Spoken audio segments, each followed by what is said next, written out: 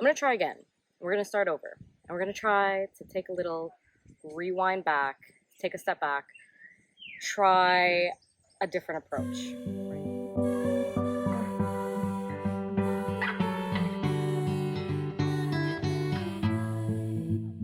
So, protecting and conserving our ecosystems have become extremely important in the past decade, right? Continuous human activity and ever-changing society has led to an increased loss of biodiversity. It has shown us that we have increased habitat destruction, we have climate change. All these things are happening around us. We are not always aware of them. We know about it, we hear about it in the news, but it's like, does it really affect us? So the real question is, why should we care? If we as a species have overcome so many evolutionary obstacles in our life, why does it matter to us? Why should we conserve nature? Why should we protect it? Why should it matter? So ensuring that the environment around us is protected and remains productive is essential for the survival of human race. What does that mean? What does it mean to be productive? Let's look at pollination, right? We all heard about the bees and how they're basically going extinct. We're losing a lot of them just because of climate change, habitat destruction, all those things. And when we look at pollinating flowers to produce the fruits that we have, or even just to get the honey that we need, these things that seem so minute are done for free in our own backyard.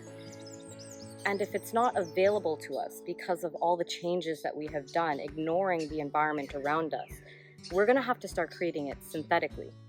Meaning that we are going to have to take chemicals and we're going to have to try to recreate this free of charge process that happens naturally.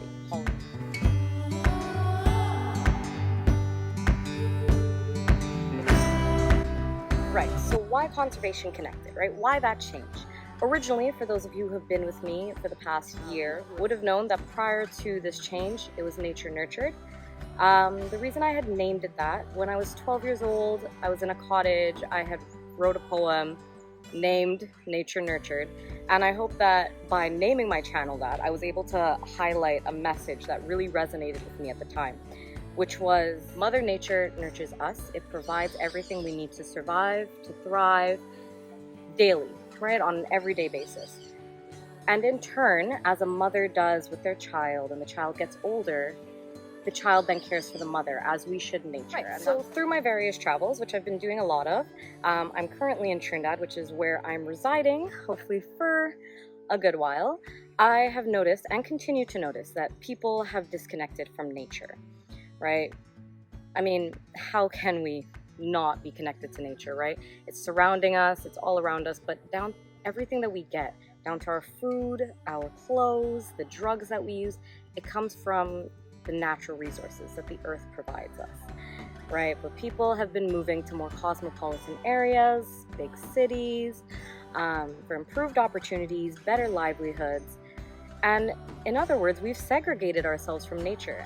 So this evident disconnection that I've noticed over the years has basically inspired me to create Conservation Connected, getting people connected to conservation efforts, to nature as a whole, and hopefully gaining an appreciation towards it, and maybe in turn, hopefully it'll lead to us nurturing nature. Through this channel, I'm able to show you all these branches of conservation, how conservation is unique depending on area, depending on people, depending on different factors such as society even, and having a neighborhood close by to like a forest, right? I want to show you guys that, and hopefully by doing that, I get you guys more willing to support conservation efforts. I get you guys appreciating nature more, wanting to get out into like the beautiful outdoors, see the mountains. I don't know if you can see that behind me, but I'm in the mountains currently, and doing stuff like that.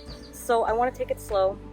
I want to make sure that you guys understand all the terminology that I use. Interview people in the field for you. We're still going to do that.